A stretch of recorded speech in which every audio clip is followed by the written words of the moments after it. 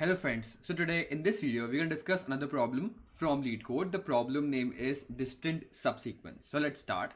The problem goes like this, that you have two strings s and t and you have to return the number of distinct subsequences of s which equals to t. So there's also one example which is given to you. As you can see, what is a subsequence? A subsequence is a new string formed by the original strings by deleting some of its characters without disturbing the remaining character order. So as you can see, if you take the first example, that is RABBBIT,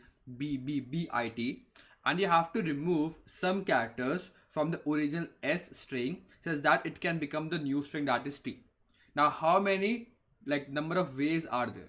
As you can see, which is given in the explanation of this problem, that if you take the first two B and IT, then it is rabbit. If you take the first and the last B and the last two B, so there are three types, three ways to make this rabbit equal to this string. Cool. Now how do you come up with a solution? Like, you want to match two strings. Okay, now you have to match out how many number of subsequences you can form. So in this type of problem, first go to the also the constraint part. As you can see, it is 1000. It means that you can do this in O of n square time complexity, or lesser than that, but maximum you can do this in O of n square. Cool. So now the first thing which comes to mind is, because there are two strings and the constraint is also small, why not use dp here? And for using dp, you have to first define out the state for dp. So because you have two strings, I will take a two-dimensional dp, that is dp of ij, and the dp of ij will store the number of subsequences, okay, such that I have taken a string till I, so such that total number of characters taken in string s is till I, and number of characters taken in string t is till j. So I have characters, so I have two strings. So let us take the same example, that is RABBBIT, that is the string s, and I have the string that is RABBIT, that is equal to the string t. Now you want the same string t to appear in s, so you have to delete some characters. So the main thing is that if I have taken some I string till I, this is not equal to I have moved till the ith index. So if I am till this ith index, and if I am on this, let's say, jth index, how many substrings I have formed till now? That is the whole solution. This is the dp state. So now how will you do about it? Let us talk about that case. You will draw a dp table. So let's say that I have two cases, I have two scenarios if I am matching two strings. So let us draw the same example.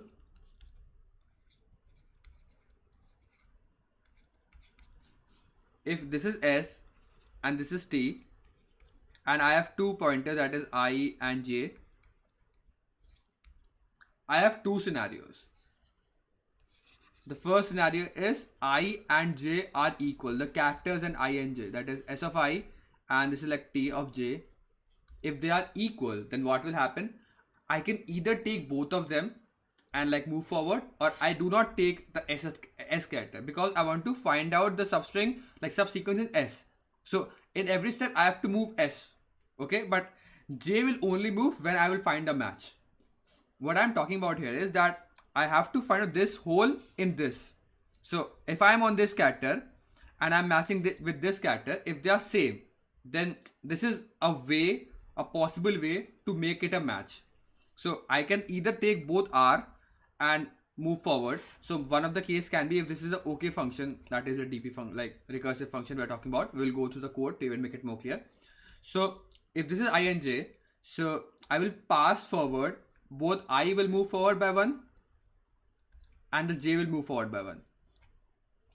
And the next step can be, because we are adding both of the possibilities, the other step can be,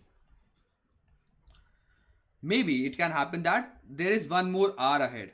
So let's say that the string s can also be like this: r r a b b b I t, and I'm like comparing this r and this r. But one of the case can also be that I will not take this r, and this can be also r a b b I t. Okay, so it means that there are two scenarios if they're matching. If they're matching, I can either take that r or I cannot take that r. So the other case can be, if I'm not taking this, like if I'm not taking this, my I will move to the next point. That is, my I will move to the next character, but this will not move. Why? Because I'm not matching them. This is only move when I'm matching. If I'm not matching, I'm just skipping them to the next character, then I will not take that character. So I will move because it's the ith pointer. So I will move, but j will not move.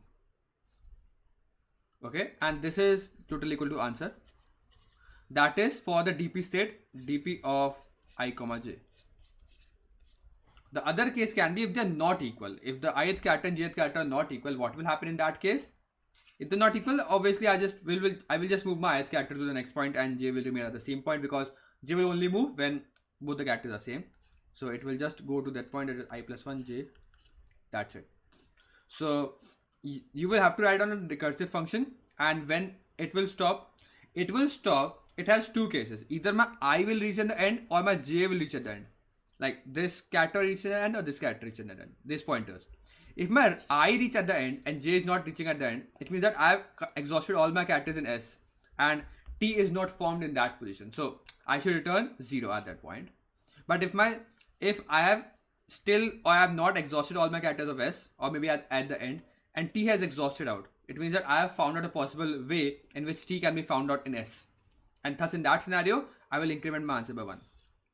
So these are the two TP states. If the pointer I'm moving here is j, if j becomes equal to t dot length or t dot size, then I will increment it by 1.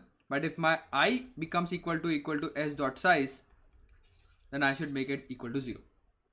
And then in all the intermediate states, this is the recursive formula we're going to use.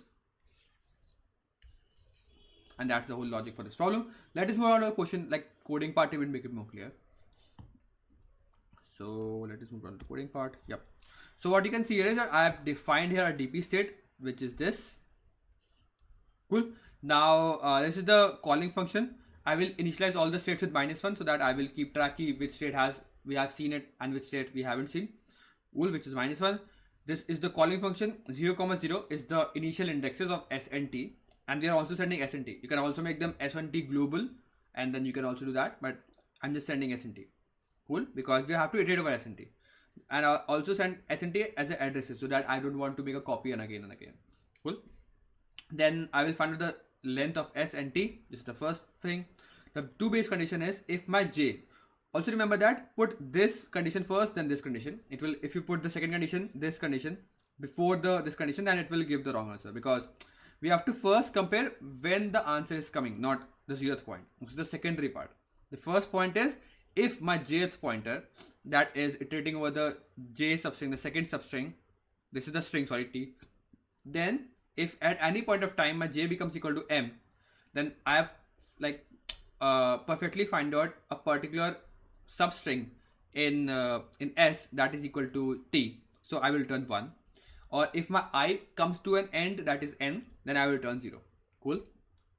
If both of these base conditions are not met, these are the base conditions, then I will first check that whether the condition I'm looking for, the state I'm looking for, is in the DP table. So if it's not equal to my -1, we will return the DP table value. Else, if DP table is also not filled, I have to calculate the value for that position. The calculate value position can be, I have two scenarios. If S of I equal to T of J, then I have two options, that take that character and move the jth character also, or take that character and not move the jth character. So pick it or not pick it. Else if it is not equal, then like take this scenario, and before returning out, like take this answer which I have calculated for whatever state you have, like whatever option you have, and take that answer and store in the DP table before returning. So this is like, many of the students confuse that in the end I'm just assigning the value and not returning, but see that I'm returning also. It just means that I'm returning total in this return statement, but returning before returning, we are just assigning that particular value in the DP state. So you can also do that you can first assign it and then return it. It is also fine, but generally it is a practice that we assign it and return in the same line. Okay, but you can also do that. You can first write down dp of ij is equal to total and then return total, but this is also fine. And that's the logic for this problem. As you can see that we have made a dp table that is like storing the values. So n cross n, that is n square dp, or like space complexity is required. Also we are iterating over that whole table and like doing these all those things. So time complexity can also turns out to be O of n square. So that's the whole solution for this problem. If you still have any doubts, you can mention down. Thank you for watching this video. I'll see you next one. I'll keep coding, and bye.